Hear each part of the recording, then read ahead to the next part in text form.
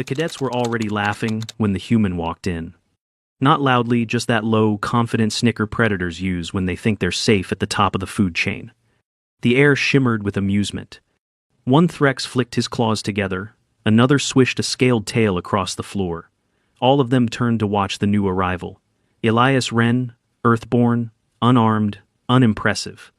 He didn't bare teeth, didn't posture. He just walked to his seat with the slow, steady composure of someone who didn't realize he was being mocked, or worse, of someone who did and didn't care. To the alien cadets, he looked fragile. No armor plates, no toxin glands, no visible weapons. Just skin. The infamous Deathworlder looked soft. "That's it?" whispered a chitin-skinned cadet behind him. "That's the predator species everyone's afraid of?" "Maybe the translator glitched," another muttered. "He doesn't even smell dangerous." Elias set down his datapad, folded his hands, and stared straight ahead. He didn't look insulted, didn't look amused. He looked bored. Then the door opened again, and the laughter died. The Raucon entered. Young but already built like a weapon, black and crimson fur, digitigrade legs, retractable claws that clicked once against the deck before folding back in. Even seated cadets leaned away instinctively. Raucons weren't just predators, they were apex predators. Their kind hunted things that fought back. His name flashed on the seating chart. Terran Raucon Dominion, Pred Class Cadet. He was meant to sit in the reinforced seat at the back, inside a restraint field padded with enough suppression foam to stop a berserker charge. It was protocol. Everyone had seen the briefing. But Terran didn't follow it. He stood in the center of the aisle for a moment, nose tilted slightly, nostrils flaring. Then he padded forward, each step slow and deliberate. His eyes narrowed, focusing on something ahead. And then he Saturday. Beside the human, every species in the room froze. One cadet whispered, "Looks like the human's the safest seat." "Or the easiest meal," another muttered. The Raucon said nothing. Neither did Elias. Commander Vial, standing at the front of the class, turned from the observation window. Half his face was metal, war-forged, not decorative. His eye implant adjusted focus with a soft whir. He studied the two cadets in silence, then walked to the front console. And smiled. He pressed his palm to the pad. The doors locked. A series of magnetic bolts thudded shut, followed by the low hum of an environmental seal. Then the lights dimmed to deep red. No one moved. No one joked. "Lesson 3, Vial said, his voice measured and cold. "Instinct containment." He didn't explain. He didn't need to. All communications dropped from the local network. The room's internal sensors came online. Sound dampeners kicked in to isolate the hall. It was a full psychological evaluation mode, the kind reserved for high-risk predator-prey simulations. But there was no simulation today. Just two cadets, side by side. The Raucon's ears flicked once. He didn't like confinement. His kind evolved on open terrain, vast plains where walls meant death. Trap spaces triggered the oldest instincts. He inhaled once more. And flinched. Because there was no fear coming from the seat beside him. The rest of the room reeked of it: anxious sweat from the herbivores, irritated pheromones from the omnivores, tense warning scents from his own kind. But the human? Nothing. No fear, no aggression. Just stillness. Terran turned his head slowly. "You don't smell afraid." Elias didn't move. His voice, when it came, was calm. "You don't smell dangerous." Gasps rippled through the chamber. A Lurth cadet physically recoiled, the spines on his back twitching. Terran blinked, slowly. "What did you say?" Elias turned slightly, just enough to meet the Raucon's gaze. "I said you don't smell dangerous. You smell uncertain. And a little tired." Terran's claws flexed slightly, the pads of his fingers pressing into the table's edge. "You mock me?" "No," Elias replied. "I'm watching." Commander Vial made no move to interrupt. The rest of the room did exactly what Elias didn't. They postured. Some puffed spines, some hissed low warnings, others pulled limbs tight against themselves like shrinking might make them invisible. Every response was classic instinctual, because that was what the lesson was about, wasn't it? Behavioral cohesion under pressure. But Elias wasn't playing the game. He sat there, spine straight, hands flat, heart rate hovering at 61 BPM. The room's biometric overlay confirmed it. Everyone else showed stress markers climbing. Even the omnivore species that weren't supposed to react to predators were sweating lightly under fur or shell. Only Elias was calm. Terran rose from his seat slowly, stretching to full height. His shoulders rolled once, claws scraping gently against the metal desk. He took 2 steps, turned, and stood directly in front of the human. "You should move," he said, low and gravelly. "That's what prey does." Elias blinked once. "That's what predators expect." Terran's tail lashed once. The words weren't just odd, they were wrong. No cues, no posture. Elias wasn't giving him anything to read. The Raukan's instincts clawed at him for a response, something he could use, some way to classify this thing. But there was nothing. Just a man. Watching. Behind them, the other cadets leaned back further. One tapped an emergency code into his desk. No response. The room was sealed. Commander Vael stood motionless. Because this was exactly the point. Elias hadn't just bypassed the hierarchy, he'd erased it. He didn't submit. He didn't challenge. He simply didn't react. And for a predator species like Terrans, that was unnatural, terrifying, in a way no tooth or claw ever could be. Because predators needed cues, they needed feedback, territory, reactions, power structures. But Elias didn't play by those rules. Elias was doing something worse.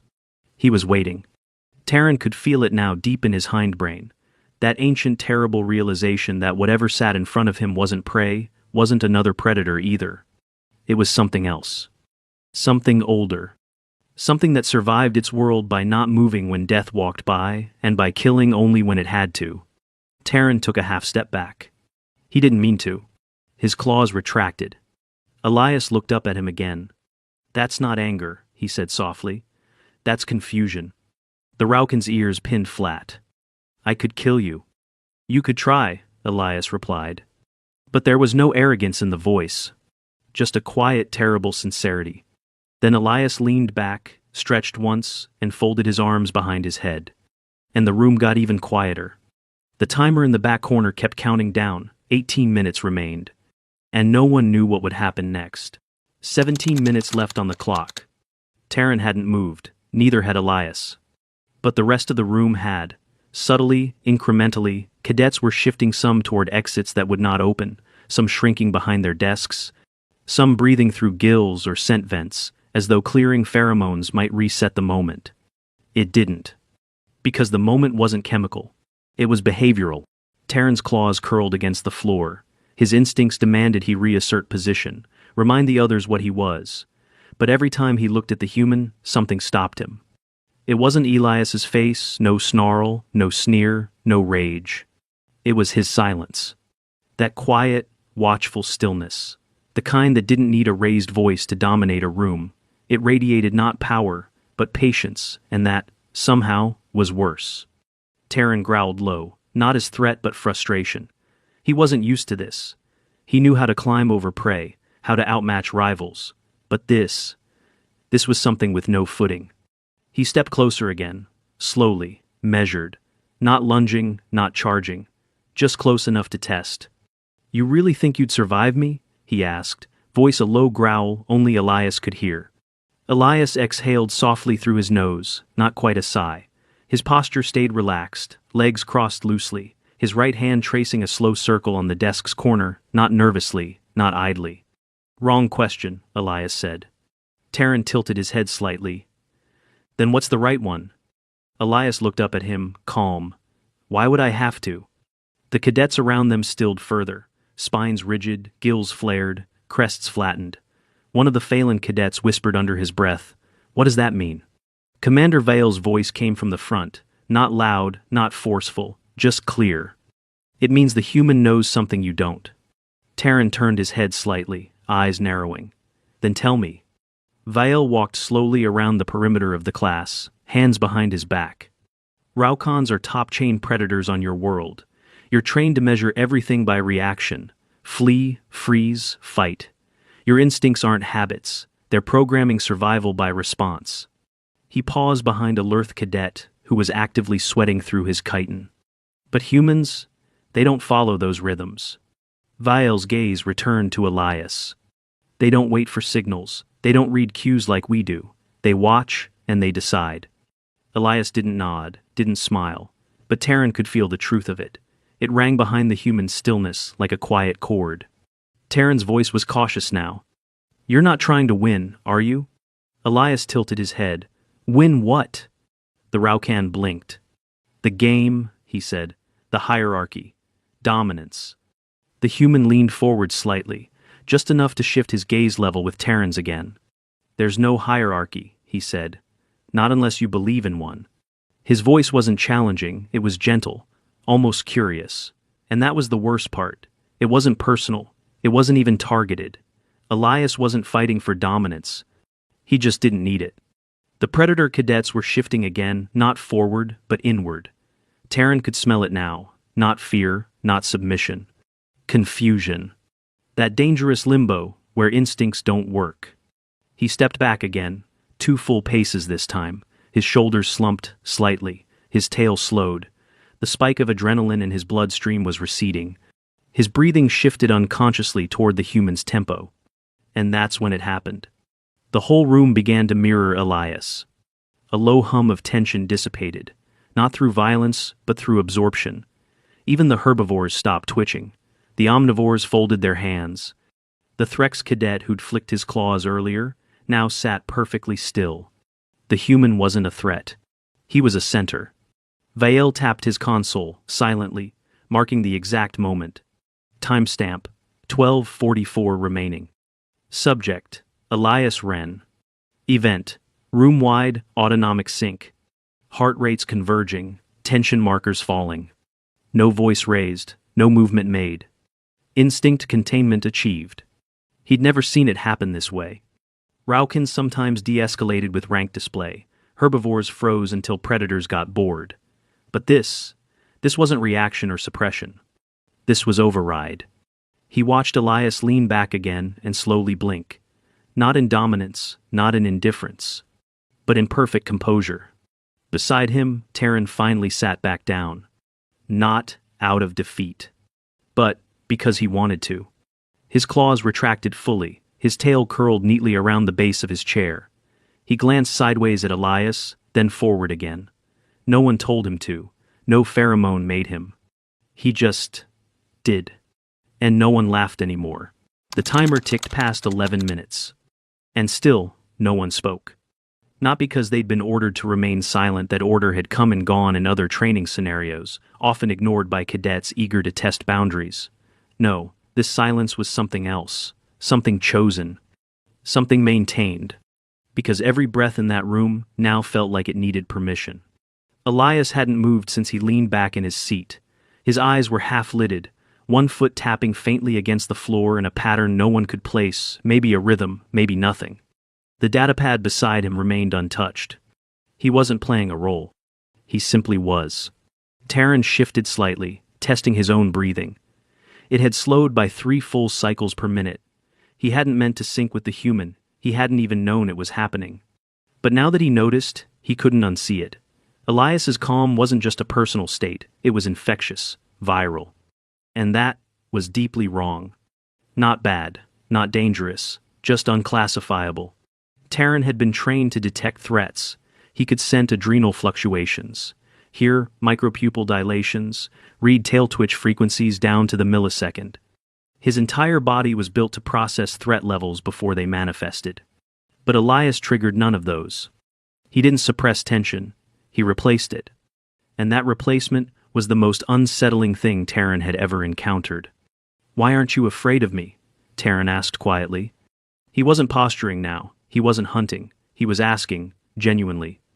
Elias turned his head not fast, not sharp, just fluid, and studied him, not stared. Studied. Because it would be unfair to you.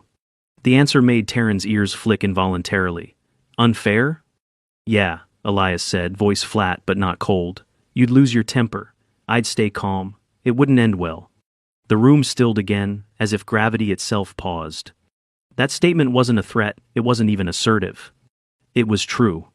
Terran leaned forward slightly, scanning Elias's face again. Still no pupil dilation, no jaw flex, no elevated muscle tension. You think you could kill me? Elias didn't blink. No. Taryn's mouth opened, confused. I think I wouldn't have to, Elias added. And then, something shifted. Not in Taryn, in the air around him. The quiet part of his brain, the part not built for words or logic, the part that remembered the shape of ancestral fear, pulled back. Because what it saw in Elias wasn't prey. It wasn't even predator. It was something older than the games of teeth and hierarchy. It was the look of a creature that didn't care about your size, your speed, or your claws. It only cared about outcome. And humans didn't bluff. Taryn's tail dropped flat to the ground.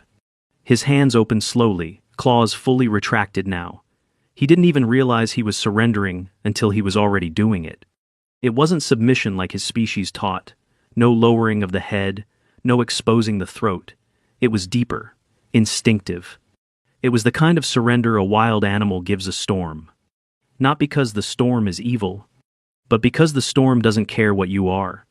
Across the room, Vial observed silently, his mechanical lens recording every data point. The biometric overlays were flattening heart rates, leveling, cortisol crashing, neural tension ebbing like tide after a quake. And he understood, now, why humans couldn't be modeled. They didn't dominate. They didn't adapt to your system. They rewrote it. The Phelan Cadet herbivore class had stopped shaking. His palms, once pressed tightly against his desk, now lay open. The Threx, whose crest had been raised this whole time, finally let it drop. The omnivores stopped checking each other's scent levels. And the silence deepened into something entirely new. It wasn't fear anymore. It was alignment. Not by force, but by inevitability. Vial made another notation in his console. Subject: Elias Wren. Instinct synchronization effect. Confirmed interspecies. Voluntary compliance induced. No voice modulation. No biochemical manipulation. He paused, then added, not dominance, not submission, reframing. Taryn sat back once more, eyes wide, but no longer hostile. You're not prey, he said quietly. Elias nodded once. Neither are you, he replied. That's the point. The timer dropped under 10 minutes. But the lesson was already over. By the time the countdown reached 9 minutes, no one in the room was watching the clock. Because the clock no longer mattered. Something had happened, some shift in gravity, in instinct, in perception, and it was still happening, even now, even in silence. The cadets weren't just observing Elias anymore, they were orbiting him, mentally. Everything they thought they knew about threat, fear, response, none of it had prepared them for stillness as a force. Taryn remained beside Elias, shoulders slack, eyes slightly downcast, not shamed, not afraid, but thinking. That was rare for a Raukan in fight posture. Rare and dangerous.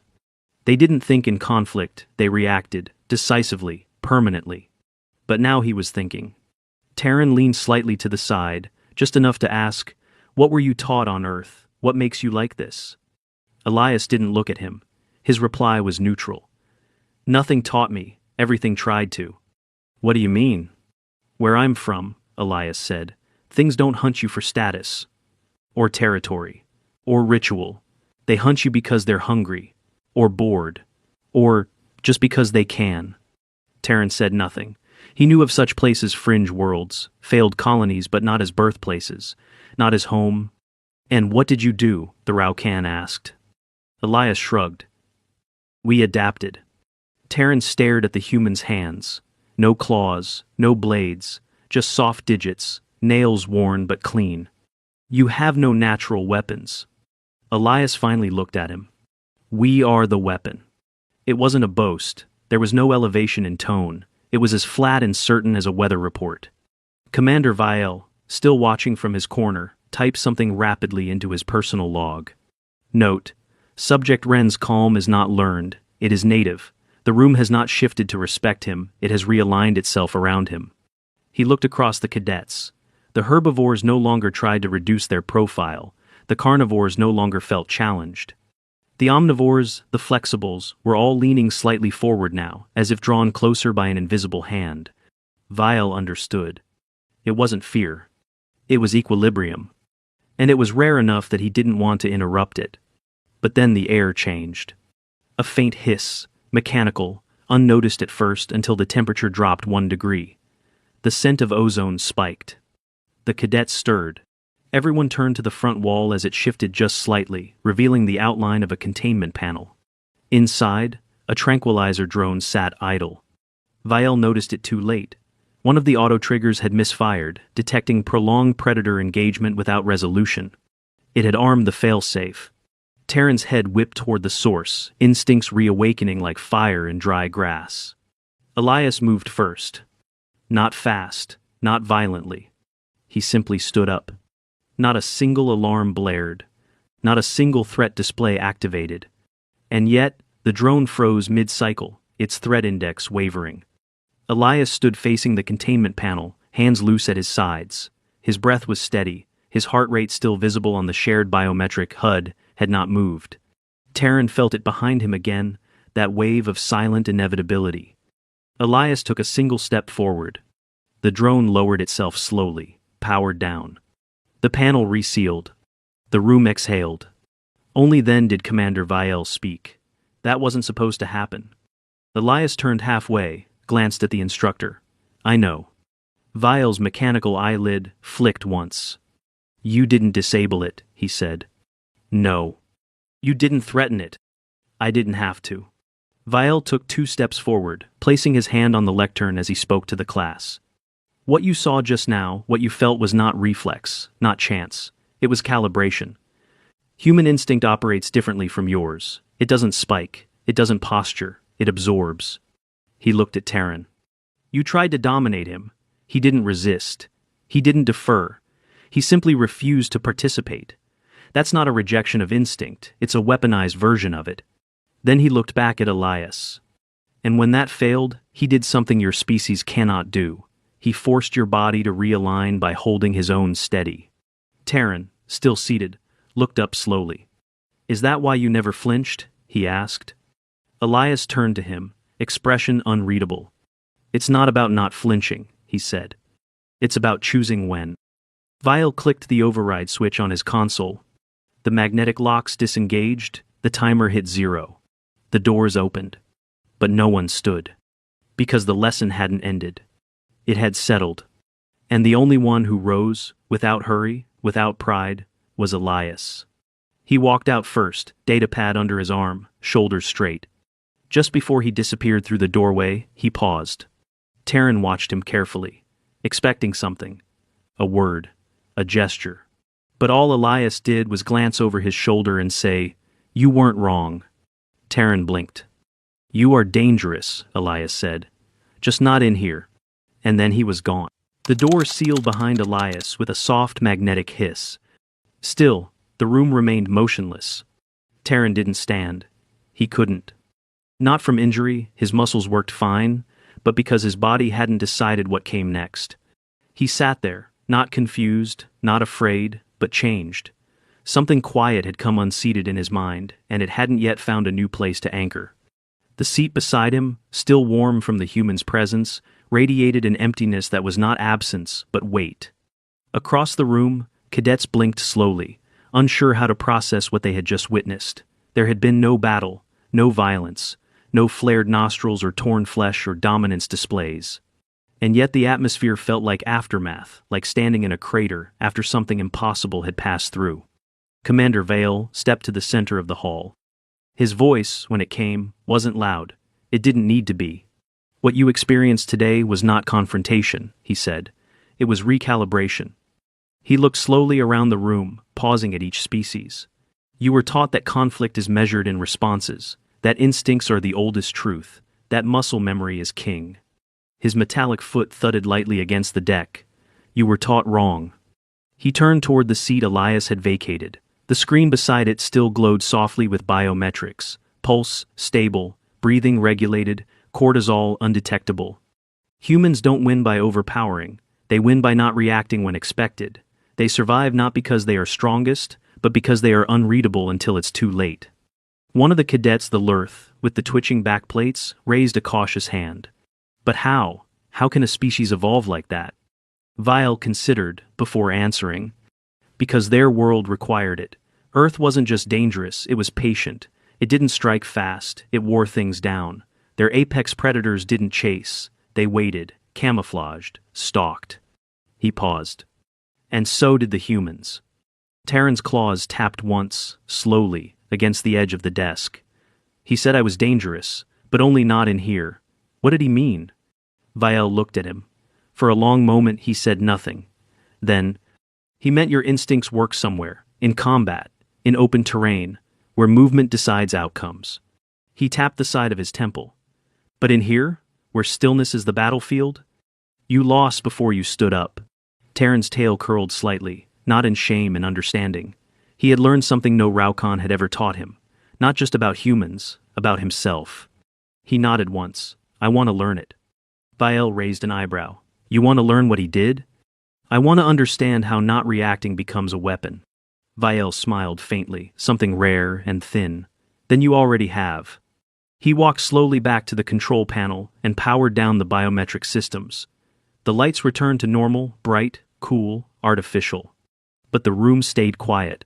Finally, Viel faced the class one last time. You've spent your entire training preparing for claws, for fangs, for aggression. He let the silence stretch. Prepare now for stillness, for restraint, for that calm, calculating quiet. He gestured toward the exit. Class dismissed. The cadets filed out in slow, uncertain motion. No conversation started, no jokes returned. Even the Threx kept his claws sheathed. Terran was the last to leave. He stopped at the doorframe and glanced back at the empty human seat. Then, looked up at Viel. I think I get it now. Viel nodded. Say it. Terran's voice was quiet. He didn't defy instinct. He controlled it. Later that evening, Terran found Elias outside on the observation deck, seated alone beneath a panoramic field of stars. No datapad, no music. Just the kind of quiet that could only come from someone who didn't need anything else. The Raucan approached slowly. No posturing, no test. He sat beside Elias, mirroring the same posture. Neither spoke for several seconds. Finally, Terran said, You could have made me attack you. Elias didn't turn his head. I know. You could have humiliated me. I wasn't interested. Terran flexed his claws, just once not threatening, just habit. Then why didn't you fight? Elias tilted his head to the stars. Because you didn't want to. Terran blinked. I didn't know that. Elias turned to him finally. Calm, clear. I did. Terran exhaled slowly. Not a sigh. Not defeat. A release. He looked ahead again, silent for a while, before asking, So what would have happened if I had attacked? Elias's expression didn't change. He didn't tense, didn't warn. He just said, quietly, You'd be explaining that to medical. Terran didn't ask how. He believed it. Not because of threat. Because of truth. And that made all the difference. He nodded slowly. You should be a commander. I shouldn't, Elias replied. You'd all follow me. Terran turned toward him, confused. Isn't that the point? Elias smiled faintly. It is. It is. And that was the scariest answer yet. The next week, Viel received a notice from Central Command. It was brief. Subject Ren, reassigned independent observation, requested by Joint Species Tactical Division. No explanation. No override. Just a new file attached, tagged with a phrase pulled from an old Earth military code. Silent until moved. Viel closed the message, folded his hands, and looked out across the training planet below. Then, almost softly, he whispered to no one. They'll never see him coming.